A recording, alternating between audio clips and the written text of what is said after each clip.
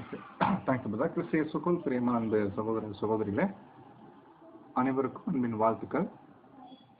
இன்றைய நாளில் நம்ம பார்த்துட்டு வருகிற அந்த ரோமருடைய நிருபம் 16ஆம் அதிகாரத்துக்குள்ள நம்ம உள்ள போகலாம். ஸோ 15ஆம் அதிகாரம் வரைக்கும் அப்போஸ்தலனாகிய பவுல் அந்த பரிசுத்தமாக்கப்படுதல் உடைய விவரங்களை அவர் பேசிட்டு, ஸோ இப்போ கடைசி அதிகாரத்துல ஜென்ரலான விஷயங்கள் பார்த்துட்டு அவர் இந்த நிருபத்தை அவர் நிறைவு செய்யறாரு. ஸோ அப்போ இது வரைக்கும் இந்த 15 அதிகாரங்கள்ல நான் பார்த்த வரைக்கும் 2 உபதேசம், அந்த 2 உபதேசத்தின் மீது நம்முடைய தியானம், அதை பற்றின ஒரு அறிவு, அதை பற்றின ஒரு தெளிவு, அது எல்லாமே நாம படிச்சிருக்கிறோம். இது எல்லாமே வாழ்க்கையின் அனுபவத்தோட நாம ஒப்பிட்டு பார்த்துருக்கிறோம். ஆக்சுவலி இப்போ இந்த அழைப்புல, அது நம்ம நாட்கள்ல நம்ம நிக்கணும் அப்படின்னா, தொடர்ந்து இந்த அழைப்புல நம்ம நிக்கணும், விழுந்து போகாம, இல்லை ஈவன் ஒருவேளை விழுந்து போனாலும் மறுபடியும் எந்திரிச்சு நிக்கணும். இந்த ஒரு அழைப்பை விட்டோ இல்ல இந்த ஒரு பாதையை விட்டோ நாம் விலகி போகாதபடி நாம் தொடர்ந்து ஜீவிக்கணும்னா, அன்பானவர்களே, இந்த 2 உபதேசங்கள், இந்த 2 உபதேசங்களுடைய அந்த தாற்பயங்கள், அந்த கொள்கைகள் நம்ம எந்த அளவுக்கு உள்வாங்கி இருக்கிறோம், அதை பொறுத்து தான் நம்ம இந்த ஓட்டத்துல நம்ம நிலை நிற்க முடியும். ஏன்னா நம்ம ஏற்கனவே பார்த்திருக்கிறோம், பொதுவா இந்த அழைப்புல அறிவு என்பது மிக முக்கிய பங்கு வகிக்கிறது. அறிவை பெற்றுக் கொண்டிருப்பது ரொம்ப முக்கியம், அதை சரியாக பயன்படுத்த வேண்டியது ரொம்ப ரொம்ப முக்கியம். ஒருவேளை அறிவு இல்லைன்னா நாம் சீக்கிரத்திலே வஞ்சனையில் மாட்டுவதற்கு வாய்ப்புகள் நிறைய, சரிங்களா? ஒரு தெளிவு இல்லை, நம்ம அழைப்பை பற்றின ஒரு தெளிவான புரிதல் இல்லை. அப்படி இருக்கும்போது நிறைய சூழ்நிலைகளுக்குள்ள, வஞ்சனைகளுக்குள்ள மாட்டும்போது, அது பாருங்க, அது பேரே வஞ்சனை. நம்ம ஏமாந்துட்டு இருப்போம், நம்ம ஏமாந்து போயிருப்போம், நம்மை நாமே ஏமாத்திக்கூடிய ஒரு நிலைமை. எனவே நம்மை நாம் ஏமாந்து போகாதபடி நாம் இந்த உபதேசங்களை சரியான வகையில உள்வாங்கி இருக்க வேண்டியது அவசியம். சரி, இப்ப 15 அதிகாரம் பார்த்தாச்சு, நமக்கு எல்லாம் தெரிஞ்சிருச்சு அப்படின்னு நீங்க கேட்டீங்கன்னா அப்படி இல்லை. ஸோ கண்டிப்பா இப்போ தனிப்பட்ட வகையில நாம கூட பாத்தீங்கன்னா இந்த ரெக்கார்டிங்ஸை மறுபடியும் கேட்கணும், எனக்கு நான் கேட்கணும், இன்னும் எனக்கு இந்த விஷயங்கள் உள்ள போக வேண்டி இருக்குது, இன்னும் தெளிவாக வேண்டி இருக்கு. ஸோ நான் தனிப்பட்ட வகையில இதை மறுபடியும் நான் படிக்கணும், தியானிக்கணும், என்னுடைய ஆவிக்குரிய வளர்ச்சிக்கு. அதே போலதான் நீங்களும் உங்களுடைய ஆவிக்குரிய வளர்ச்சிக்கு ஏற்ற வகையில நீங்களும் இதை மறுபடியும் அந்த காரியங்களை உள்வாங்க வேண்டியது அவசியமா இருக்குது. அன்பானவர்களே, இதை பார்த்த பின்னாடி ஸோ கடைசி அப்போஸ்தலனாகிய பவுல் இந்த நிருபத்தை அவர் நிறைவு செய்கிறாரு. ஸோ அவரு நிறைவு செய்யும் போது அவர் எப்படி ஸ்டார்ட் பண்றாருன்னா, இன்னைக்கு நம்ம ரொம்ப சின்ன கிளாஸ் இன்னைக்கு பார்க்க போறோம். இந்த 16ஆம் அதிகாரத்தை ஒரு 2 கிளாஸ்ல முடிக்கிற மாதிரி. ஸோ இன்னைக்கு பாதி தான் பார்க்க போறோம், நேரம் கூட ரொம்ப கம்மி தான் எடுத்துக்க போறோம். பட் இந்த ஒரு குறிப்பிட்ட நேரத்துல நம்ம கற்றுக்கொள்வதற்கு என்ன இருக்குது அப்படின்னு நீங்க கேட்டீங்கன்னா, கண்டிப்பா இருக்குது. இதை கற்றுக்கொள்வதற்கு கண்டிப்பா நம்ம இது ஒரு உள்ளான பார்வையில பார்க்க வேண்டியது.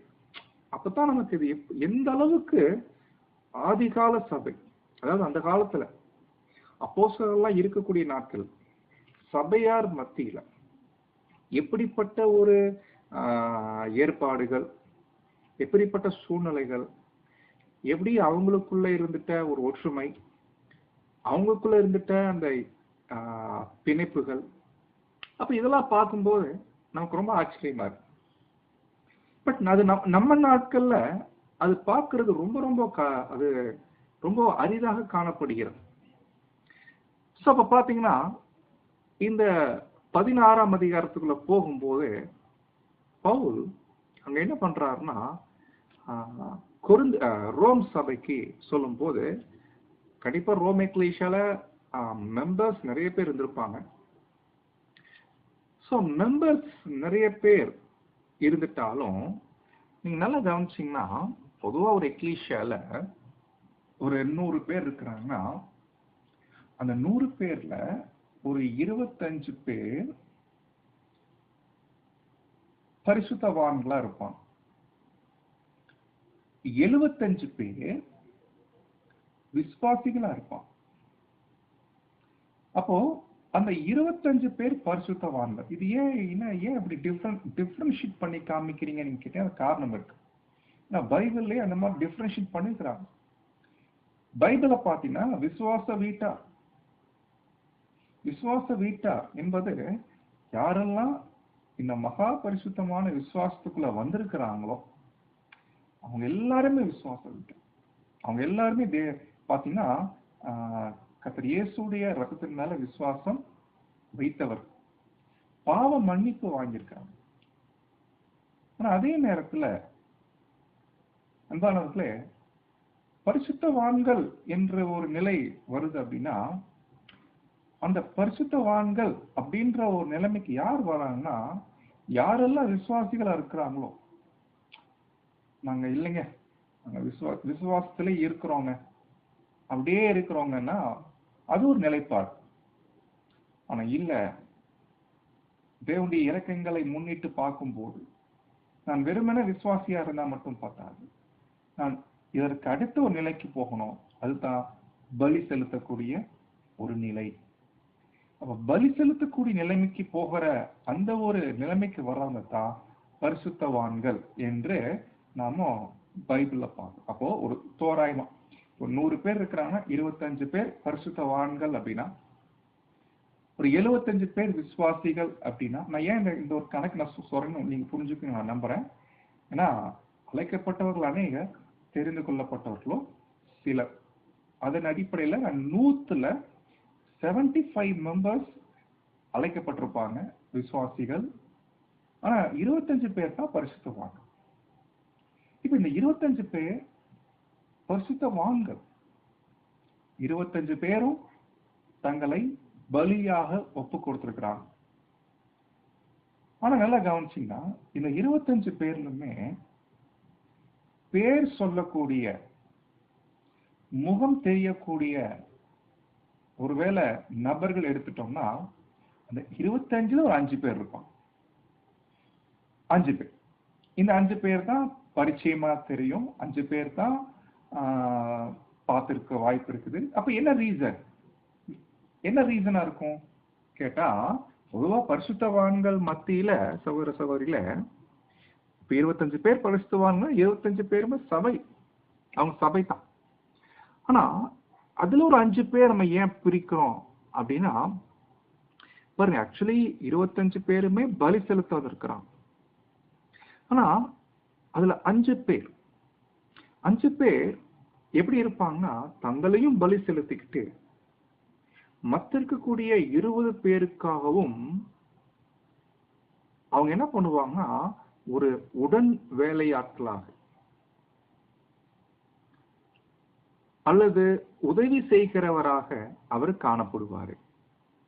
எல்லாரும் பலியின் ஜீவியம் தான் பண்ண வந்திருக்கிறோம். ஆனா அதுல ஒரு 5 பேர் இருக்கிறாங்கன்னா, தங்களையும் பலி செலுத்தக்கூடிய மற்ற எல்லாரையுமே உற்சாகமூட்டக்கூடிய அல்லது உதவி செய்யக்கூடிய ஏதோ ஒரு வகையில ஊழியம் செய்கிறவர்களாக காணப்படுவாங்க. இதை நான் எப்படி புரிஞ்சுக்கலாம்னா, இப்ப சபையை எடுத்துட்டீங்கன்னா எக்லீஷியால எல்லாரும் பிரதர் சிஸ்டர்ஸ் தான், எல்லாரும் பரிசுத்தவான்கள் தான் நம்ம சொல்லலாம். ஆனா நம்ம எல்லாரும் அவரவர் சபைக்கு வரோம், சப்ஜெக்ட் கேட்கிறோம், அன்பை பரிமாறிக்கொள்றோம், அதுக்கப்புறம் நம்ம போயிடும். பட் ஒரு சில பேர் என்ன பண்றாங்கன்னா, உடன் சகோதர சகோதரிகளுக்காக என்ன பண்றாங்கன்னா, சேர்ந்து என்ன பண்றாங்கன்னா சில சிரத்தை எடுத்து ஊழியங்கள் பண்றாங்க இல்லைங்களா? அப்போ இதனாலதான் அப்போஸ்தலனாகிய பவுல் அவருடைய நிருபங்கள்ல சபை இருக்கிறாங்க, நிறைய பேர் இருக்கிறாங்க. ஆனா சபையில இருக்கக்கூடிய ஒவ்வொரு ஆட்களையும் அவர் பேர் சொல்லாம, சபையில பரிச்சயமான, மிக முக்கியமா சபையாருக்கு ஊழியத்துல, கர்த்தருடைய ஊழியத்துல கொஞ்சம் நிறைய உதவிகள் செய்யக்கூடிய ஒரு சில நபர்களை பெயர் சொல்லி வாழ்த்துங்கள் அப்படின்னு என்ன பண்றாருன்னா அவங்களை என்கரேஜ் பண்றார். அப்படித்தான் இந்த 16ஆம் அதிகாரம் 1-16 வரை பவுல் அப்போஸ்தலன் வாழ்த்துக்கள் பத்தி அங்க பேசுறார். சோ பொதுவாக அந்த வாழ்த்துக்கள் அதுவும் பாத்தீங்கன்னா நீங்க இந்த 16 வருஷம் வரைக்கும் படிச்சீங்கன்னா இவங்க எல்லாரும் ரோம் சபையா சேர்ந்தவங்களான்னு கேட்டீங்கன்னா அப்படி எடுத்துக்க முடியாது. ரோம் எக்லீசியாக்கு சொல்றாரு, இந்த மாதிரி இருக்கிறாங்க, இவங்களை எல்லாம் வாழ்த்துங்க. அதுல சில பேர் மென்ஷன் பண்றாரு. அந்த பேர்ல ஒரு தோராயமா நீங்க கணக்கு போட்டீங்கன்னா ஒரு 28-32 வரைக்கும் இருக்கும். அது எக்ஸாக்டா கணக்கு போடல. நீங்க வாய்ப்பு இருந்தா எத்தனை பேர் மென்ஷன் பண்றான்னு நீங்க செக் பண்ணி பாருங்க. ஆனா இந்த பேர்கள் எல்லாமே ரோம் சபையை சேர்ந்தவங்களான்னு கேட்டா அந்த மாதிரி தெரியல. ஆனா ஏதோ ஒரு வகையில ரோம் சபைக்கு பரிச்சயமானவர்களா காணப்படுறாங்க. கண்டிப்பா பரிச்சயம் இல்லாதவங்களை பத்தி பேச வேண்டிய அவசியம் இல்லை. ஏதோ ஒரு வகையில பரிச்சயமான ஒரு சில நபர்களை பெயர் வைத்து சொல்லி இவர்களை வாழ்த்துங்கள். அப்படியே என்ன அர்த்தம்னா வாழ்த்துங்கள் என்ன அர்த்தம்னா அன்பானவர்களே அவங்கள ஏற்றுக்கொள்ளுங்கள், அங்கீகரியுங்கள். இதெல்லாம் எதுக்கு நம்ம வாழ்த்தணும் கேட்டா அது அவங்களுக்கு ஒரு உற்சாகத்தை கொடுக்கக்கூடியதாக காணப்படும் இல்லைங்களா? அந்த ஒரு உற்சாகத்துக்காக அவங்களை நீங்க என்ன பண்ணுங்கன்னா சல்யூட் பண்ணுங்க, அது வாழ்த்துக்கள் கொடுங்க, அவங்களை வெல்கம் பண்ணுங்க, அவங்கள ஒரு அரவணைத்துக் கொள்ளுங்கள். அது ஒரு அரவணைக்கிற விஷயம். வாழ்த்துக்கள்ன்றது என்னன்னா அரவணைக்கக்கூடிய விஷயம். நம்ம பாருங்க எல்லாருக்குமா வாழ்த்துக்கள் சொல்றோம். ரோட்ல போறாங்க வாழ்த்துக்கள் நம்ம சொல்றது இல்லை. ஏன்? நம்ம எல்லாரையும் அரவணைக்க முடியாது இல்லைங்களா? அந்த நாட்கள் இந்த வாழ்த்துக்கள்ன்றது என்ன மீனிங்னா அரவணைக்கிற அரவணைப்புனா புரியுது இல்லைங்களா? இப்ப நம்ம வீட்டுக்கு வராங்கன்னா எல்லாரையும் நம்ம அரவணைக்க மாட்டோம். ரொம்ப யார் க்ளோஸா இருக்கிறாங்க உறவினர் இருப்பாங்க அவர்களை நாம் என்ன பண்ணுவோம்னா அரவணைப்போம். மற்றவங்களாம் என்ன பண்ணுவோம் அப்படியே பேசிட்டு அனுப்பிடுவோம். அது மாதிரி அப்போ இந்த ஒரு வாழ்த்துக்கள் அப்படின்ற ஒரு விஷயம் பாத்தீங்கன்னா பவுல் ரோம் எக்லீசியாவுக்கு அங்க சொல்றோம். இவங்கெல்லாம் பாத்தீங்கன்னா இவர் சொல்ற பெயர்கள் எல்லாமே கண்டிப்பா ஏதோ ஒரு வகையில ரோம் எக்லீசியாவுக்கு பரிச்சயமானவங்க. அதே நேரத்துல இவங்க எல்லாருமே அப்போஸ்தலனாகிய பவுலோட ஊழியத்துல ஒரு பங்கு அவங்க பெற்றிருக்கிறாங்க. சோ எனவே அவர்களுக்கு வாழ்த்துங்கள். ஒருவேளை நீங்க எங்க பாத்தீங்கன்னா மீட் பண்ணீங்கன்னா அது நிருபங்கள் மூலமா ஒரு கம்யூனிகேட் பண்ணுங்க. வாழ்த்துங்கள் சொல்லிட்டு எப்படி வாழ்த்த முடியும்? அப்ப ஏதோ ஒரு கம்யூனிகேஷன் நடக்கும். அப்ப இவர்களை நீங்க என்ன பண்ணுங்க, எல்லாம் எங்கெங்க இருப்பாங்க, நீங்க என்ன பண்ணுங்கன்னா வாய்ப்பு இருக்கும் போது அவங்கள பார்த்து அவங்களை என்கரேஜ் பண்ணுங்க. அவர் செய்வது அவங்க தொடர்ந்து இந்த ஊழியத்துல உற்சாகமாய் செய்வதற்கு அது ரொம்ப உதவியா. ஒண்ணு இல்லைங்க பாருங்க, இப்போ நம்ம ஊழியம் பண்றோம், நம்ம சில பிரதர்ஸ் நம்ம கவனிக்கிறதே இல்லை. ஏதோ ஒரு வெளியிருந்து ஒரு பிரதர் வராரு, அவர் நம்ம சரியா நம்ம ஒரு சின்ன ஒரு விஷ் பண்றது கூட இல்லை. அவர் கம்ப்ளீட்டா வராரு, சப்மிட் பண்றாரு, போயிடுறாரு, அவ்வளவுதான். அதுக்கப்புறம் அவர் என்ன விஷயம் என்ற எந்த ஒரு தொடர்புமே இல்லைன்னு வச்சுக்கோங்களேன். அவருக்கு என்ன ஆயிரும்னா ஏதோ ஒரு சோர்வுக்குள்ள போவதற்கு வாய்ப்பு இருக்கு. அப்போ அந்த மாதிரி செய்யாம இப்படிப்பட்ட பிரயாசம் எடுத்து வேலை செய்கிறவர்களை வாழ்த்துங்கள் செய்வதனால அவர்கள் இன்னும் கர்த்தருடைய சபைக்கு ஊழியம் செய்வதற்கும் ரொம்ப ரொம்ப உதவியா அங்க இருக்கும். பாருங்க, இது நல்ல அருமையான ஒரு பாடம், முதல் பாடமாக நாம் இன்றைய நாள்ல கற்றுக்கொள்றோம். அடுத்து நம்ம போகலாம், 1 by 1 பார்க்கலாம். பவுல் அங்க எப்படி ஆரம்பிக்கிறாரு பாத்தீங்கன்னா, ஃபர்ஸ்ட் ஆரம்பிக்கிறார் வசனம் 1, கெங்கிரேயா ஊர் சபைக்கு ஊழியக்காரியாகிய நம்முடைய சகோதரி பேபேயாலை நீங்கள் கர்த்தருக்குள் பரிசுத்தவான்களுக்கேற்றபடி ஏற்றுக்கொண்டு. சோ அப்போ யார் இந்த சகோதரி? இவங்க ஊழியக்காரி சொல்றாரு. கெங்கிரேயா ஊர் சபைக்கு ஊழியக்காரி அப்படின்னா இந்த சகோதரி அந்த எக்லீசியாவுக்கு எல்டரா அப்படின்னு நீங்க கேட்டீங்கன்னா அப்படி இல்லை. பொதுவா நமக்கு ஒரு சபையின் ஊழியக்காரர் அப்படின்னாலே மைண்ட்ல என்ன பிக்ஸ் ஆயிடுதுன்னா அது எல்டர் தான் அப்படி பிக்ஸ் ஆயிடுது. ஆனா அப்படி இல்லை. நம்ம ஏற்கனவே சொன்னது போல நம்ம எல்லாரும் பலி செலுத்த வந்திருக்கோம். கரெக்டுங்களா? நமக்காக நம்ம மத்தியில சில பிரதர்ஸ் தேவன் நமக்காக எழுப்பி இருப்பாங்க. அவர்கள் மூலமா நமக்கு வேண்டிய உதவிகள் சிலாக்கியங்களை தேவன் என்ன பண்ணுவார்னா கொடுப்பார். சோ அவர்கள் என்ன பண்றாங்கன்னா கர்த்தருடைய சபைக்கு தங்களுக்கு எந்தெந்த வகையில திராணி இருக்குதோ அந்தந்த வகையில ஊழியம் செய்வாங்க. இந்த ஊழியம் சொல்லும் போது மூப்பர்கள் என்று வராங்கன்னா அவங்கள தேர்ந்தெடுக்கப்பட்டு செய்யறாங்க. பட் சில ஊழியங்கள் இருக்குது அதுக்கு எலெக்ஷன் தேவையில்லை இல்லைங்களா? அது தானாக முன் வந்து செய்யக்கூடிய ஒரு ஊழியமாக கருதப்படும். இது நம்ம நாட்கள்ல ஒரு பிராக்டிக்கலா உதாரணம் சொன்னா என்ன மாதிரி ஊழியங்கள் சொன்னோம்னா இப்ப பாருங்க, நம்ம மத்தியில கூட ஒரு சகோதரன் தன் ஓட்டத்தை ஓடி முடிச்சாங்க. அவரு பண்ணிட்ட ஊழியம் மோஸ்ட்லி புக்ஸ் பிரிண்டிங்கு, யாருக்கு ஆடியோ ரெக்கார்டிங்கு, இதெல்லாம் ரொம்ப ஊழியம். ஆனா இதுக்கு எலெக்ஷன் எல்லாம் வைக்க வேண்டிய அவசியம் இல்லை. பட் இது நம்ம ஊர்ல பண்ணாங்க, எல்லாம் எல்டர்ஸ் கூப்பிட்டு எலெக்ட் பண்ணி பண்ணாங்க. பட் அதெல்லாம் தேவையில்லை. அவர் வந்து தனிப்பட்ட ஒரு ஊழியமாக சபைக்கு பிரயோஜனம் உண்டாகும்படி என்ன பண்ணிருக்கிறாருன்னா அங்க செஞ்சிருக்காரு. இது மாதிரி சகோதரிகளும் பாத்தீங்கன்னா தனிப்பட்ட தனக்கு என்ன இருக்குது, என்னால எந்த வகையில சபைக்கு நான் பிரயோஜனமா ஊழியம் செய்யலாம். அப்படி பார்க்கும்போது கெங்கிரேயா அந்த ஊர் சபை இருக்கு இல்லைங்களா, பரிசுத்தவான்கள், அங்க ஒரு சகோதரி இருக்கிறான். அந்த சகோதரி அங்க ஒரு சபைக்கு ஒரு ஊழியம் பண்ணியிருக்கிறான். என்ன ஊழியம்னு பவுல் இங்க மென்ஷன் பண்ணல. ஆனா அவர் என்ன ஊழியம் பண்ணிருப்பாரு கெஸ் பண்ணலாம். எப்படி கெஸ் பண்ணலாம்? 2ஆம் வசனம் படிச்சீங்கன்னா, எந்த காரியத்தில் உங்கள் உதவி, அதாவது சகோதரி செய்யக்கூடிய ஊழியத்துல என்னென்ன வகையில சப்போர்ட் தேவைப்படுதோ அதை நீங்க என்ன பண்ணுங்க, அவங்களுக்கு செய்யுங்க.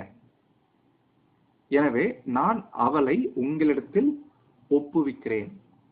சிஸ்டர் எங்கரையா சபையில இருக்கிறாங்க, அந்த சபைக்கு ஒரு ஊழியம் பண்றாங்க, கண்டிப்பா அவங்க உதவி தேவை. பட் அவங்களுக்கு சில விஷயங்கள் சப்போர்ட் தேவை. ஸோ நீங்க பண்ணி கொடுங்க.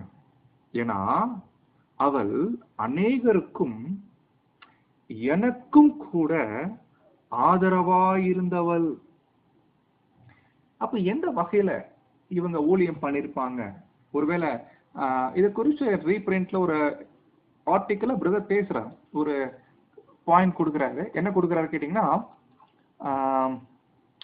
சகோதரி என்ன வகையில ஊழியம் அங்க பண்ணிருக்க வாய்ப்பு இருக்குது அப்படின்னு கேட்டீங்கன்னா, அதாவது இந்த நிருபங்கள்லாம் இருக்குங்களா, நிருபங்கள், இந்த நிருபங்களை என்ன பண்ணுவாங்கன்னா அநேக ஊர்களுக்கு அனுப்புவாங்க. அதை வந்து காப்பி பண்றது இதெல்லாம் இருக்கல இல்லைங்களா. இப்ப நம்ம நாட்டுல ஜெராக்ஸ் எடுத்துக்கலாம். அன்றைய நாட்கள் எல்லாம் பாத்தீங்கன்னா தோல் சுருள்ல உட்கார்ந்து எழுதணும். ஒரு தோல் சுருள்ல எழுதிட்டீங்கன்னா அதனுடைய தாக்கு பிடிக்கிறது 50 வருஷம். 50 வருஷம் தாக்கு பிடிக்கும் ஒரு தோல் சுருள். அதுக்கப்புறம் மறுபடியும் காப்பி பண்ணணும். ஆக்சுவலி நம்ம பைபிளே பாத்தீங்கன்னா அப்படித்தான் வந்துச்சு. பல நூற்றாண்டுகளாக ஒவ்வொரு 50 வருஷத்துக்கும் காப்பி பண்ணப்பட்டு தான் வந்துச்சு. அதனால்தான் இவ்வளவு டிரான்ஸ்லேஷன் மிஸ்டேக்ஸே வந்ததுக்கு காரணமே. ஸோ அதனால தான் மோஸ்ட்லி நம்ம எங்க போறோம், முடிஞ்ச அளவுக்கு அந்த ஒரிஜினல் மேனுஸ்கிரிப்ட் சொல்றோம் இல்லைங்களா, முதல்ல எழுதப்பட்ட அந்த தோல் சுருள் சிலது பத்திரப்படுத்தி வச்சிருக்கிறாங்க, அதை பதப்படுத்தி வச்சிருக்கிறாங்க. அதை வச்சுதான் நம்ம என்ன பண்றோம்னா ஒரிஜினல் என்ன வருதுன்னு பார்த்து கன்ஃபார்ம் பண்றோம். அப்போ இந்த சகோதரி என்ன பண்ணிருக்க வாய்ப்பு இருக்குன்னா, சில லெட்டர்ஸ், அந்த காலத்துல நிருபங்கள் தான் மோஸ்ட்லி.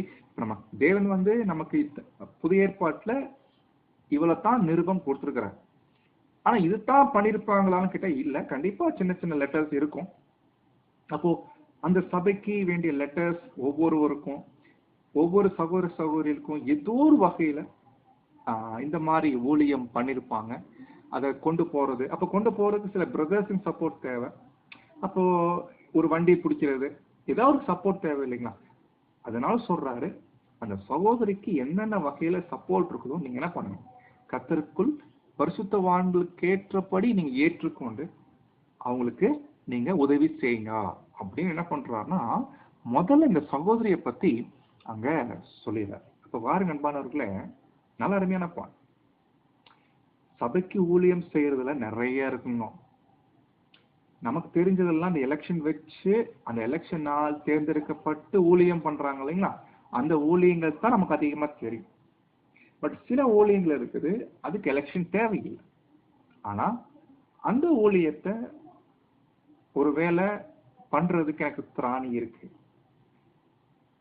இது ரெண்டு வகையில பண்ணலாம். சபையுடைய சப்போர்ட்லயும் பண்ணலாம். சபையுடைய சப்போர்ட்ல பண்ற மாதிரி இருந்தா அதுக்கு ஒரு ஒழுங்கு தேவை.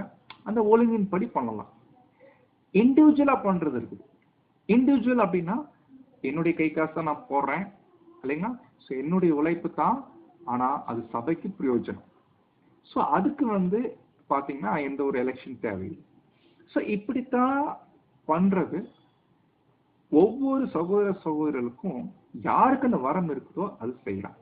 இதுல சகோதரிகளுக்கு கூட பங்கு இருக்கு இல்லைங்களா. ஒருவேளை சகோதரிகள் எடுத்துட்டீங்கன்னா பவுலே பாருங்க, இங்க சில கொடுக்கக்கூடிய லிஸ்ட்ல சில சகோதரிகளை அங்க பேரை மென்ஷன் பண்றாங்க. அவங்க கூட எப்படி ஊழியம் பண்ணிருக்கிறாங்க அப்படிதான் சொல்ற. அப்போ இந்த சகோதரி இப்படியாக சபைக்கு ஊழியம் பண்ணிருக்க வாய்ப்பு இருக்குது. இருக்கலாம், மேபி ஒருவேளை பினான்சியலா கூட அவங்க பண்ணிருக்கலாம். பைபிளாம நிறைய பேர் இருக்கிறாங்க இல்லைங்களா, இந்த மாதிரி பினான்சியலா உதவி பண்ணி சகோதரிகளை என்கரேஜ் பண்ணி சத்தியத்துல நல்லா வளரும்படி என்னென்ன வகையில அவங்களுக்கு உதவி செய்ய முடியுமோ அதை என்ன பண்ணிக்கிறாங்கன்னா செஞ்சிருக்கிறாங்க. ஸோ இது நல்ல அருமையான ஒரு உதாரணம். பாயிண்டே சகோதரி தான் சொல்றாரு, நீங்க என்ன பண்ணிக்கோங்கன்னா ஏற்றுக்கொள்ளுங்க. நான் நினைக்கிறேன் இந்த சகோதரி மேபி ரோம் எக்லீசியாவுக்கு கொஞ்சம் தொடர்பு அதிகமா இருக்கு நம்ம நம்புறோம்.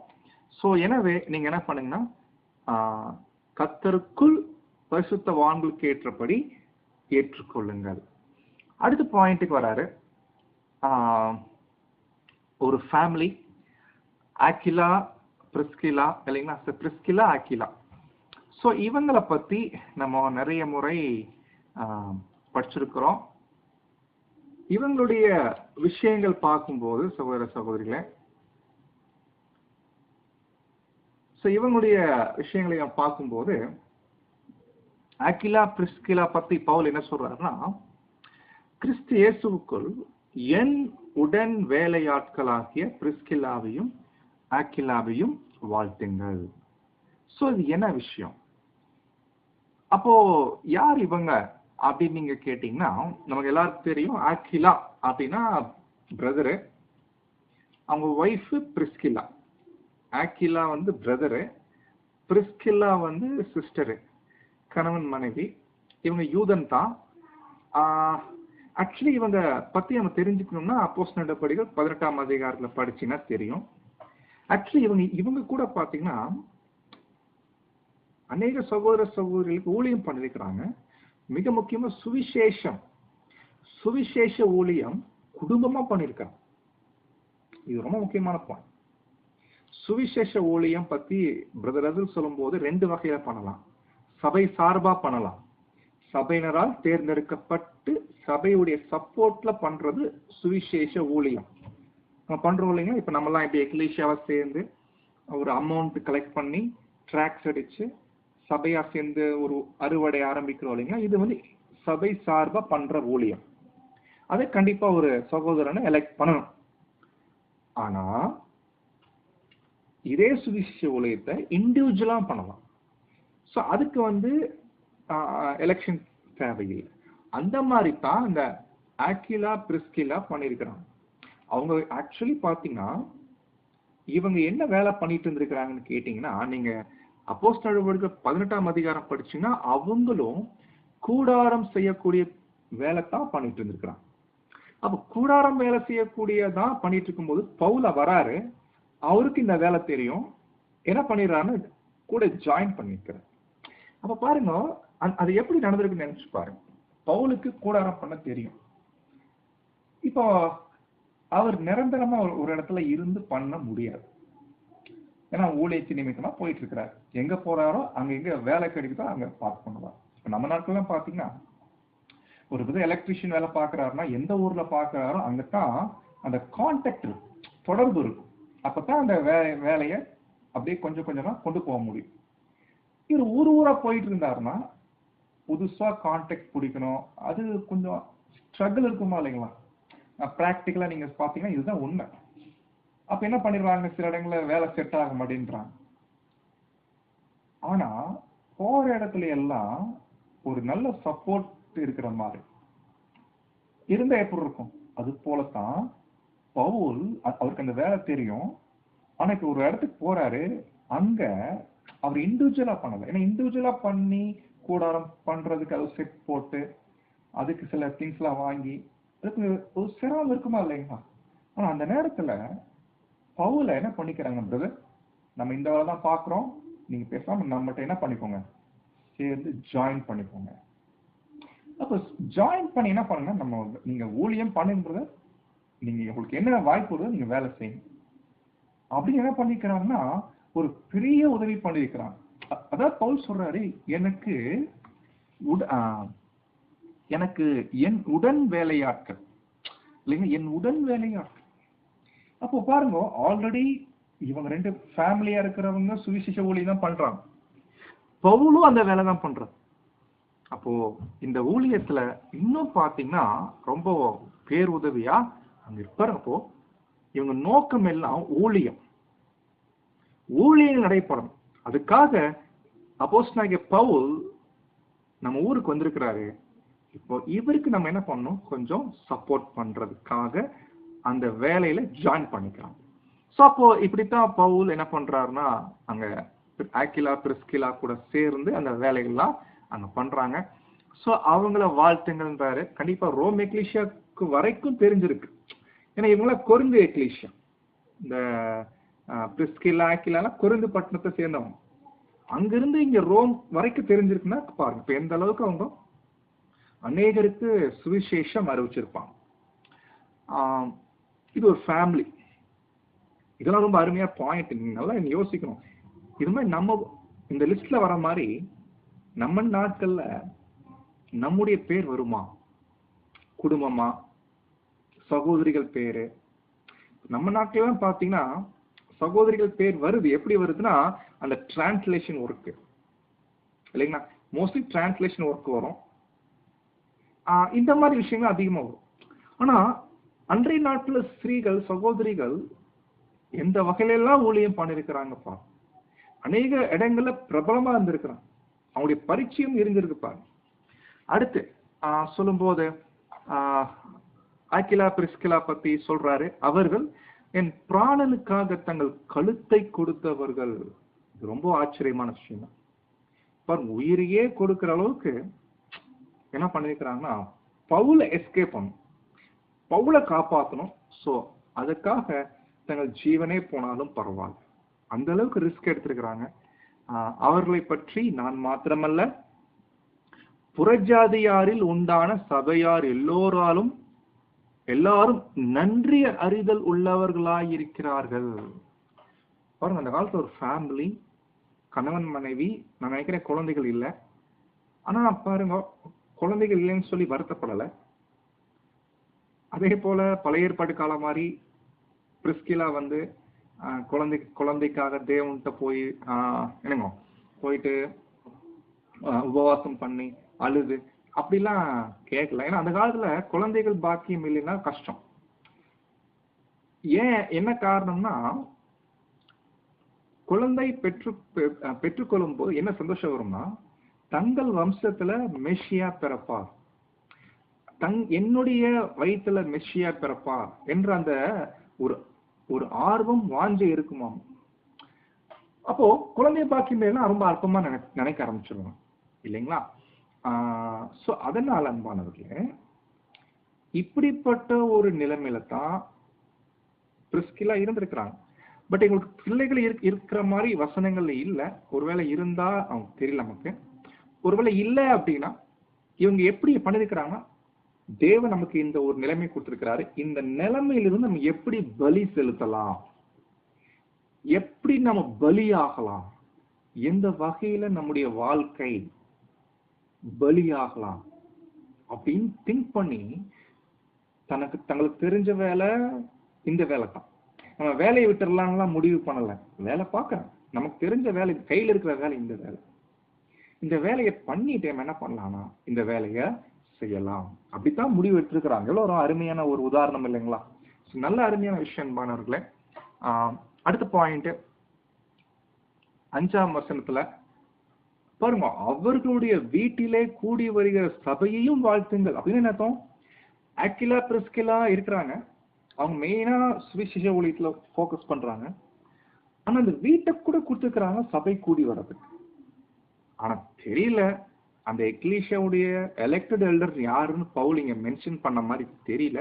அது தேவையில்லை. ஏன்னா எல்டர்ஸ்னா கண்டிப்பா பேரை மென்ஷன் பண்ணணும்னு எந்த ஒரு அவசியம் இல்லை. ஏன்னா இன்றைய நாட்கள் எல்லாம் பாத்தீங்கன்னா நீங்க எந்த எக்லீஷியன் சொல்றதை விட அந்த எல்டருடைய பேர் சொன்னாதான் என்ன ஆகுதுன்னா ஒரு ஐடென்டிட்டி ஆகுது, ஒரு அடையாளம் காணப்படுது இல்லைங்களா? அந்த நிலைமைக்கு இன்னைக்கு நமக்கு என்ன ஆயிடுச்சுன்னா சூழ்நிலைகள் ஆயிடுச்சு. பட் ஆதிகால சபையில அப்படிலாம் கிடையாது. அந்த ஊர் சொன்னா அந்த ஊர்ல இருக்கக்கூடிய சபை. ஸோ அவ்வளவுதான். ஒருவேளை அதே ஊர்ல இருக்கலாம், ஊர் பெருசா இருந்துச்சுன்னா அங்கங்க சில சில சில தூரம் தள்ளி இருக்கலாம். இப்படித்தான் இருந்திருக்கிறாங்களே ஒழிய எல்டர் என்பவர் அந்த சபைக்காக தேர்ந்தெடுக்கப்பட்ட ஊழியர், அவ்வளவுதான். அந்த சபைக்கு தேவையான ஊழியத்தை கொடுக்கிறவர், அதற்காக தேர்ந்தெடுக்கப்பட்டவர், அவ்வளவுதான். அது அவருடைய டியூட்டி. ஸோ அவர்தான் விஷயமே ஒழிய மற்ற வகையில தனிப்பட்ட வகையில இப்படிப்பட்ட ஒரு ஊழியங்கள் அங்க பண்ணியிருக்கிறாங்க. So Aquila and Priscilla. Aquila maybe elected எல்டரா தெரியல, வசனங்கள் நம்ம இருக்கிற மாதிரி தெரியல. ஆனா தன் வீட்டை என்ன பண்ணிருக்கிறார்னா சபை கூடி வருவதற்கு கொடுத்திருக்கிறார். ஸோ இந்த இன்ஃபர்மேஷன் தான் நம்ம பார்க்கிறோம். அடுத்த பாயிண்ட் அகாயாவிலே, அகாயா கிடையாது ஆசியா, அது ஆசியான்றார். ஆசியான்னு நினைச்சு பாருங்க. அன்றைய நாட்கள்ல ஆசியா கண்டத்துல இருந்துட்ட சபை, டோட்டல் ஏசியான்னு எடுத்துக்காதீங்க. ஏன்னா அப்பெல்லாம் இந்தியாவுக்கு ட்ரூத் வந்த மாதிரி தெரியல. அப்ப இஸ்ரேலுக்கு பக்கம் இருக்கக்கூடிய ஆசியா நாடுகள்ல சில தேசங்கள்ல சகோதரர்கள் இருந்திருக்காங்க. அதுல ஆசியாவிலேயே முதற்பலன்னா ட்ரூத்துக்கு இதுதான் ஃபர்ஸ்ட் வந்திருக்கிற அந்த ஊர்ல இல்லைங்களா? பாருங்க, இப்போ நீங்க திண்டுக்கல் எடுத்துட்டீங்கன்னா திண்டுக்கல்ல ஃபர்ஸ்ட் பைபிள் ஸ்டூடெண்ட் யாருன்னா எனக்கு தெரியாது. அது மாதிரி அதே போல கோத்தகிரி அப்படின்னா கோத்தகிரியிலேயே முதல் பைபிள் ஸ்டூடெண்ட் யாரு, அது உங்களுக்கு தான் தெரியும். அது மாதிரி முதற்பலன், அந்த ஆசியாவிலேயே கிறிஸ்துவுக்கு முதற்பலனாகிய பிரியமான எப்னேத். பாருங்க, அப்போ எப்னேத் சொல்றாருன்னா கண்டிப்பா இந்த எப்னேத் ஏதோ ஒரு வகையில என்ன பண்ணிருக்க வாய்ப்பு இருக்குன்னா ரோம் எக்லீசியாவுக்கு ஊழியம் பண்ணிருக்க வாய்ப்பு இருக்குது. அடுத்த பாயிண்ட் 6ஆம் வசனம், எங்களுக்காக மிகவும் பிரயாசப்பட்ட மரியாளை வாழ்த்துங்கள். இது எந்த மரியாள்? பொதுவாக அந்த காலத்துல மரியாள்ன்ற பேர் பார்த்தீங்கன்னா காமனா வைப்பாங்க.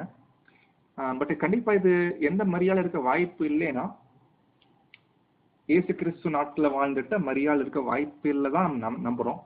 இது வேற ஒரு மரியாள். ஆனா இவங்க சகோதரி ஆச்சு. இந்த சகோதரி பரிச்சயமா இருக்கிறாங்க அந்த ரோம் சபைக்கு.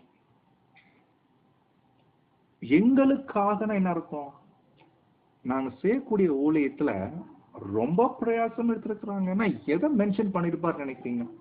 அந்த சகோதரி என்ன வேலை பார்த்திருப்பாங்க நினைக்கிறீங்க? கண்டிப்பா இவங்க எல்லாம் ஊழியம் பண்றாங்க, சுவிசேஷ ஊழியம் பண்றாங்க. அப்போ அவங்களுக்கு என்ன மாதிரி பிரயாசம் எடுத்திருப்பாங்க? ஒரு சகோதரியா என்ன செய்ய முடியும்? மாணவர்களே, ஒரு 3 நேரம் சமைச்சு ஆக்கி போடுறதே பெரிய ஊர் இல்லைங்களா? எவ்வளவு பெரிய விஷயம் இல்லைங்களா? ஏன்னா அவங்க ஊழியம் பண்ணிட்டு கூடற வேலையும் பண்ணிட்டு, நம்ம நாட்டில் இருக்கிற மாதிரி காரு பைக் எல்லாம் கிடையாது. டக்குன்னு போயிட்டு வந்துட்டு வர்றது, எல்லாம் நடந்து போகணும், இல்லை கப்பல்ல போகணும், அது டைம் எடுக்கும். அப்போ அந்த மத்தியில அவங்களுக்கு வேண்டிய உணவை ரெடி பண்றதா இருக்கட்டும், தேவைப்பட்டா துணி துவைச்சு கொடுக்கறதா இருக்கட்டும், இதெல்லாம் எப்படி பார்த்திருக்கிறாங்கன்னா பவுல் எங்களுக்காக பிரயாசப்பட்ட. பாருங்க சகோதரிகள், எவ்வளவு வாய்ப்பு இருக்கு இல்லைங்களா? நம்ம இதெல்லாம் மிஸ் பண்றோமா இல்லைங்களா? எவ்வளவு வாய்ப்பு இருக்கு பாருங்க.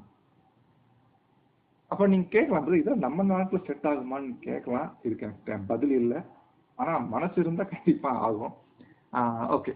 அடுத்து போகும்போது 7ஆம் வசனம், அப்போஸ்தலருக்குள் பெயர் பெற்றவர்களும் எனக்கு முந்தி கிறிஸ்துவுக்கு உள்ளானவர்களும் என் இனத்தாரும் என்னோட கூட காவலில் கட்டுண்டவர்களுமாயிருக்கிற அன்ட்ரோனிக்கையும் யூனியாவையும் வாழ்த்துங்க. இந்த 2 பிரதர்ஸ் பேரை சொல்றாரு. இவங்க பவுலுக்கு முன்னாடியே வந்துட்டு ட்ரூத்துக்குள்ள வந்துட்ட பிரதர்ஸ். பவுலுக்கு முன்னாடி இல்லைங்களா? ஆனா அவங்க என் கூட காவல்ல இருக்கிறாங்க. அவங்க என்ன பண்ணாங்கன்னா நீங்க வாழ்த்துங்க. இந்த 2 பிரதர்ஸ் ரொம்ப அப்போஸ்தலர் நாட்கள் இருந்தே இருக்கிறாங்க. அப்போஸ்தலருக்குள் பெயர் பெற்றவர்கள். கொஞ்சம் எல்லாம் ஃபேமஸா தெரியும். நீங்க அப்போஸ்தலர் கேட்டீங்கன்னா இந்த 2 பேர் தெரியுமா? தெரியும். எப்படி தெரியும்? நீங்க பொதுவா நம்ம நாட்கள்ல இன்னைக்கு பரிச்சயமா தெரிகிறோமா? எப்படி தெரியும் நினைக்கிறீங்க? கண்டிப்பா நாம் நம்மை பலி செலுத்துவது ஒரு பக்கம் இருந்துட்டாலும் தாண்டி நம் சபை ஜனங்களுக்கு செய்யக்கூடிய நம்முடைய ஊழியங்கள், அநேக சகோதர சகோதரிகளுக்கும் அநேக சபை ஜனங்களுக்கும் செய்யக்கூடிய அந்த ஊழியங்கள் தான் எல்லார் மத்தியில பாத்தீங்கன்னா பரிச்சயமாக காணப்படுவது பார்க்கிறோம். சோ இவங்க 2 பேரையும் அவர் சொல்லிட்டு அடுத்து பவுல் சொல்றாரு, கர்த்தருக்குள் எனக்கு பிரியமான அம்பிளியாவை வாழ்த்துங்கள். இது யாரும் தெரியல, பட் மென்ஷன் பண்றாரு. கிறிஸ்துவுக்குள் நம்மோடு உடன்வேலையாளாகிய உர்பானாயும் என் பிரியமான ஸ்தாக்கியையும் வாழ்த்துங்கள். அப்படி சொல்லிட்டு இவங்கெல்லாம் உடன் வேலையாட்கள். அப்படின்னா பவுல் கூட இருக்கக்கூடிய உடன் வேலையாட்கள் இல்லைங்களா? இது புதுசா இருக்கிறாங்க, உர்பான், ஸ்தாக்கி. இதெல்லாம் பவுல் கூட இருந்துட்ட எப்படி தீத்து, திமோத்தி மாதிரி இவங்க கூட உடன் வேலையாட்கள். கிறிஸ்துவுக்குள் உத்தமனாகிய அப்பெல்லையை வாழ்த்துங்கள். இது அப்போலோ இல்ல, அப்பெல்லை. இவரை பத்தி சொல்லும் போது என்ன வார்த்தை பயன்படுத்துறாரு பாருங்க. இவர் கிறிஸ்துவுக்குள் உத்தமன். இங்கிலீஷ்ல எப்படி வருதுன்னா அப்ரூவ்ட் இன் கிரைஸ்ட். இவர் கிறிஸ்துவுக்குள் ஏற்றுக்கொள்ளப்பட்டவர். வார்த்தைகள்லாம் பவுல் இங்க ரொம்ப மைனூட்டா யூஸ் பண்றாரு. ரொம்ப தியானிக்கணும். அப்ரூவ்ட் இன் கிரைஸ்ட், கிறிஸ்துவுக்குள் அப்ரூவ் பண்ணப்பட்டவர், பரிசோதிக்கப்பட்டவர், தன்னை நிரூபிக்கப்பட்டவர். யாருன்னா அப்பெல்லை. சோ இது எல்லாமே பவுல் கொடுக்கக்கூடிய சர்டிபிகேட். அதுக்கப்புறம் அரிஸ்தோபுலுவின் வீட்டாரை வாழ்த்துங்கள். இது ஒரு ஃபேமிலியா இருக்கிறாங்க. அதுக்கப்புறம் பவுல் யாரை மென்ஷன் பண்றாருன்னா தன்னுடைய ரிலேட்டிவ்ஸ், தன்னுடைய மாம்சீக சொந்த பந்தங்கள் கூட ட்ரூத்து கூட்டு வந்திருக்கிறாருங்க. அது ரொம்ப இன்ட்ரெஸ்டிங். ஆனா அவங்க சும்மா வந்துட்டு எக்லிஷியா வந்துட்டு போறவங்க மட்டும் இல்லைங்க, அவங்களும் சத்தியத்தின் மேல இருந்த வாஞ்சை, சகோதரர்கள் மேல இருந்த வாஞ்சைனால பவுல் கூட இவங்களும் ஊழியம் பண்ணிருக்கிறாங்க. சொல்றாரு பாருங்க, என் இனத்தான் ஆகிய, என் இனத்தானா மாம்சீக சொந்தம், ஏரோதியோனை வாழ்த்துங்கள். நர்கீஸ் வீட்டாரில் கர்த்தருக்கு உட்பட்டவர்களை வாழ்த்துங்க. நர்கீஸ் நிறைய பேர் இருக்கலாம் வீட்டார்ல, பட் அதுல கர்த்தருக்கு உட்பட்டவர்கள் ஒரு சில பேர் இருப்பாங்க, வாழ்த்துங்கள். அடுத்து கர்த்தருக்குள் பிரயாசப்படுகிற திரிபேனாலையும் திரிபோசாலையும் வாழ்த்துங்கள். தெரியல, இவங்க 2 பேரும் ட்வின் சிஸ்டர் என்று நான் நினைக்கிறேன். இரட்டை சகோதரிகள். பேர் கூட ஒரே மாதிரி வருது, திரிபேனா திரிபோசா. இவங்க கர்த்தருக்குள் பிரயாசப்படுறாங்க. என்ன பிரயாசம் எடுத்திருப்பாங்க நினைக்கிறீங்க? 2 சகோதரிகள். ஒருவேளை திருமணம் கூட பண்ணாம இருக்கலாம். ஆனா அந்த ஊழியத்துல சகோதரர்களுக்கு விஷயத்துல அவங்க எடுக்கக்கூடிய பிரயாசங்கள் சும்மா சாதாரண விஷயம் இல்லை. சும்மா கன்வென்ஷன் வரும்போது பிரயாசம் எடுக்கிறது, ஏதோ ஒன்டே மீட்டிங் வைக்கிற போது பிரயாசம் எடுக்கிறது, சபை கூடி வருவது மட்டும் பிரயாசம் எடுக்கிறது இல்லை, ஞாயிற்றுக்கிழமை மட்டும் இல்லை. தங்களுக்கு என்ன தாளந்து இருக்குது என்று புரிஞ்சிட்டு அதற்கேற்ற வகையில ஒவ்வொரு நாளிலும் அந்த பிரயாசம் ஏற்றிருக்கிறாங்க. ஸோ நெக்ஸ்ட் பாத்தீங்கன்னா, கர்த்தருக்குள் மிகவும் பிரயாசப்பட்ட பிரியமான பெர்ஷியாலை வாழ்த்துங்கள். கர்த்தருக்குள் தெரிந்து கொள்ளப்பட்ட ரூபை பிரதர், தெரிந்து கொள்ளப்பட்ட ரூபை எனக்கும் தாயாகிய அவனுடைய தாயையும் வாழ்த்துங்கள். அப்ப பாருங்க எப்படி பேசுறா பாருங்க. அம்மா பையன், பையனை வாழ்த்திட்டு அவனுடைய அம்மா தான் எனக்கும் அம்மான்றான். அப்ப எந்த அளவுக்கு அந்த ஒரு இணக்கம் அங்க பவுல் காணப்பட்டு இருக்குது பார்ப்போம். அதுக்கப்புறம் படிக்கிறோம், அசிங்கிரித்துவையும் பிலேகோனையும் எர்மாவையும் பத்ரோபாவையும் எருமேயையும் அவர்களோடு இருக்கிற சகோதரரையும் வாழ்த்துங்கள். இது ஒண்ணு, இதுல பிரதர்ஸினுடைய கூட்டம். ஒரு குறிப்பிட்ட பிளேஸ்ல இத்தனை பிரதர்ஸ் இருக்கிறான், மென்ஷன் பண்ணி சொல்றாரு வாழ்த்துங்கள்ன்ற. அடுத்து பிலோலோகையும் யூலியாலையும் நேரையையும் அவனுடைய சகோதரியையும் ஒலிம்பாவையும் அவர்களோடு இருக்கிற பரிசுத்தவான்கள் எல்லோரையும் வாழ்த்துங்கள். கடைசியில சொல்லி முடிக்கிறாரு, ஒருவரை ஒருவர் பரிசுத்த முத்தத்தோட வாழ்த்துங்கள். மாணவர்களே, பரிசுத்த முத்தத்தோட வாழ்த்துங்கள்ன்றது ஏதாச்சும் பேச்சுக்கு சொல்லலை. இது என்ன மாதிரி ஒரு விஷயம்? நீங்க அப்படி கண்ணை மூடிட்டு ஆதிகால சபைக்கு போயிருக்கு, அவங்களாம் ஒரு இடத்துக்கு கூடி வர்றாங்கன்னா பாருங்க, பல நாள் தொடர்பு, போன்லாம் கிடையாது இல்லைங்களா, டக்குன்னு பேசுறது தான், போன் கிடையாது. திடீர்னு ஒரு நாள் கூடி வரும்போது முகங்களை பார்க்கும்போது ஒரு சந்தோஷம் வரும். எப்படி வரும்? எனக்கு இருக்கக்கூடிய சத்தியத்தின் மேல வாஞ்ச, எனக்கு இருக்கக்கூடிய கர்த்தர் மீது இருக்கக்கூடிய அன்பு, கர்த்தர் எப்படி யோவான்ல படிக்கிறோம், எப்படி நம்மில் அன்பு கூர்ந்து நமக்காக ஜீவனை கொடுத்தாரோ நாமளும் நம்முடைய சகோதர சகோதரர்களுக்காக ஜீவனை கொடுக்கணும். கர்த்தர் எப்படி நமக்காக ஜீவன் கொடுத்தார்? அந்த அன்பை நினைக்கும் போது, இப்ப நான் ஜீவன் கொடுக்கக்கூடிய சகோதரர்களை சந்திக்கும் போது, அவர்களை பார்க்கும் போது எனக்கு எப்படிப்பட்ட ஒரு உணர்வு வரணும்? உள்ளம் பொங்கணுமா இல்லைங்களா? நீங்க ஆக்சுவலி இதை பத்தி நான் சில பிரதர்ஸ் நான் பேசியிருக்கிறேன். உண்மையிலேங்க ஒரு 1990களுக்கு முன்னாடி எல்லாம் பாத்தீங்கன்னா, நீங்க அப்ப யாராவது பிரதர்ஸ் இருந்தா கேட்டுப்பாரு, அவங்களுக்கு இந்த அனுபவம் நிறைய இருக்குங்க. நான் ஒரு பிரதர்ட்ட கேட்டேன், அப்பெல்லாம் இந்த மாதிரிலாம் போன் காலோ மீட்டிங்கோ எதுவுமே பண்ண முடியாது. அந்த எக்லீஷியா முடிஞ்சு போகும்போது அழுதுட்டு போவாங்களாமா. ஏன்னா அடுத்த வாரம் வருவாங்க இல்லைங்களா, அழுதுட்டு பிரிஞ்சு போவாங்களாமா. அது ஒரு ஒரு வகையான ஒரு உள்ளான அன்பு நம்முடைய பிரதர்ஸ் சிஸ்டர்.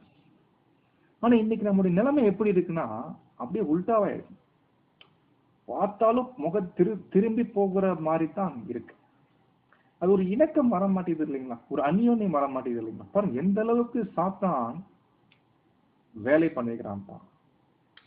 மனம் விட்டு பேச முடியாத அளவுக்கு ஒரு விரிசல்களை என்ன பண்ணிருக்கிறார்னா சாத்தான் பண்ணி. அன்பானவர்களே, வரக்கூடிய காலங்கள்ல முடிந்த அளவு வெளி எக்லீஷியா விட்டுருணும், லோக்கல் எக்லீஷியா சொல்லும் போது நம்ம எல்லாம் சத்தியத்துல தேவன் தான் அழைச்சிட்டு வந்திருக்கிறார். சத்தியத்தின் மேல வாஞ்சை ஓடி இருக்கக்கூடிய நாம் நம்முடைய மாம்சீக பலவீனங்களை பார்த்து, மாம்சீக குறைகளை பார்த்து நாம் ஒருவரை ஒருவர் புறக்கணியாமல் சத்தியத்தின் மேல எந்த அளவுக்கு வாஞ்சியா இருக்கிறோம் எந்த அளவுக்கு வாஞ்சை இருக்கிறாங்க என்பதை மட்டும் பார்த்து அந்த வாஞ்சை ஒன்று நிமித்தமாக அவர்களை நாம் அரவணைத்து அன்பின் முத்தத்தோடு வாழ்த்துக்கள் செய்வது எவ்வளவு இருக்குல்லைங்க. ஒருவேளை முத்தம் இல்லைன்னா பரவாயில்ல, ஒரு ஹக் பண்ணலாம். இல்ல அது கூட இல்ல, கை கொடுக்கறது கூட நல்ல இறுக்கமா கொடுக்கிறது. இதெல்லாம் என்ன காமிக்குதுன்னா, நம்முடைய அந்த சகோதரர் மேல இருக்கக்கூடிய அந்த உள்ளான அன்பை நாம் கை கொடுப்பதன் மூலமாக நம்முடைய பிணைப்பை நம்ம காண்பிக்கிறோம். இது வந்து எல்லா நாளும் இருக்கணும் அன்பான. சோ கடைசியா பவுல் ஒவ்வொரு பேரையும் சொல்ல முடியாதனால கன்க்ளூட் பண்றாரு, கிறிஸ்துவின் சபையார். அவ்வளவுதான். உலகத்துல இருக்கக்கூடிய கிறிஸ்துவுடைய சபையார் எங்கெங்கெல்லாம் இருக்கிறாங்களோ, நான் எங்கெங்கெல்லாம் போறேன், எங்கெங்கெல்லாம் இருக்கிறாங்களோ எல்லாரும் உங்களுக்கு வாழ்த்துக்கள் சொல்றாங்க. சோ அதுதான் அங்க பவுல் கன்க்ளூஷன் பண்ணி அங்க முடிக்கிறாரு. அப்போ கிறிஸ்துவின் சபையார் உங்களை வாழ்த்துகிறார்கள். இந்த வசனம் இன்னைக்கு ஒரு பேர் சபையில சொல்லிட்டு இருப்பாங்க. நீங்க பாத்துருக்கீங்களா? சர்ச் ஆஃப் கிரைஸ்ட் ஒரு குரூப் இருக்கிறாங்க. அவங்க இந்த வசனத்தை புடிச்சுக்கிட்டு அப்போ கிறிஸ்துவின் சபை தான் இதுதான் பேருன்னு வச்சுக்கிட்டாங்க. கிறிஸ்துவின் சபை அப்படின்னு பேரை வச்சுக்கிட்டாங்க. ஆக்சுவலி இது என்ன குறிக்குதுன்னா, 2 பேர் இருந்தாலும் கிறிஸ்துவின் சபை தான், எங்க உலகம் எங்கும் இருந்தாலும் கிறிஸ்துவின் சபை தான்.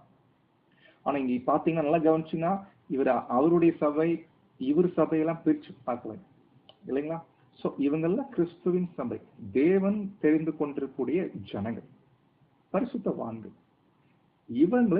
இவர்கள் வாழ்த்துகிறார்கள் சொல்லி என்ன பண்றாருன்னா, இந்த ஒரு 16 வசனம் வரைக்கும் வாழ்த்துக்களை சொல்லி முடிச்சிடுறாரு. கடைசியா 17 இருந்து சில கடைசி இன்ஸ்ட்ரக்ஷன் கொடுக்குறாரு. சில முக்கியமான பாயிண்ட்ஸ் மட்டும் சில நேரம் மறந்துட்டு பேசுவோம் இல்லைங்களா, அது மாதிரி சில முக்கியமான பாயிண்ட்ஸ் சொல்லிட்டு இந்த நிருபத்தை அப்போஸ்தலனாகிய பவுல் முடிக்கிறாரு. அடுத்த வாரம் இதை பத்தி நாம் பார்க்கலாம். தேவன் தாமே காத்து கிருபை செய்வாராக. ஆமென்.